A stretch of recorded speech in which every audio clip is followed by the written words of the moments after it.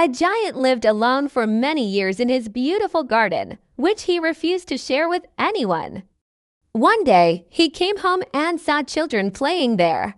He angrily chased them away. At that moment, the garden fell into endless winter. The giant built a high wall around the garden and put up a sign forbidding children from entering. But when the children's laughter disappeared, the birds became silent, the flowers faded, and the garden fell into a cold silence. The giant did not care. Spring arrived, and the whole village became colorful. Trees blossomed and birds sang happily, but snow still covered the giant's garden. He looked out of his window and wondered why spring had not come to him. A deep sadness filled his heart. One morning, the giant saw a little child who had entered the garden through a small gap beneath the wall. The child could not reach a tree and was crying.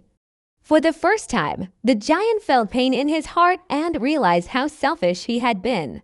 The giant went to the child and lifted him into the tree. At once, the tree covered itself with beautiful blossoms, and the birds began singing again.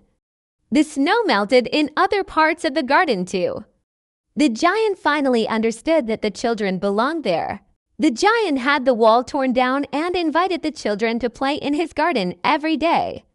When they came, the garden came alive again. The giant felt a great happiness he had not known for many years. His garden was no longer lonely. Many years passed. The giant grew old, but the children's happiness always made him feel young. Yet he never saw the little child again. He never forgot him and sat beneath the tree every day, hoping that the child would return. One winter morning, the giant saw the little child again in the far corner of the garden. There were wounds on the child's hands and feet. The giant became sad and said that no one should ever hurt him, but the child smiled peacefully. The child smiled and said that the giant had finally learned what love meant. Then he told the giant that he would take him to a special place where peace could be found.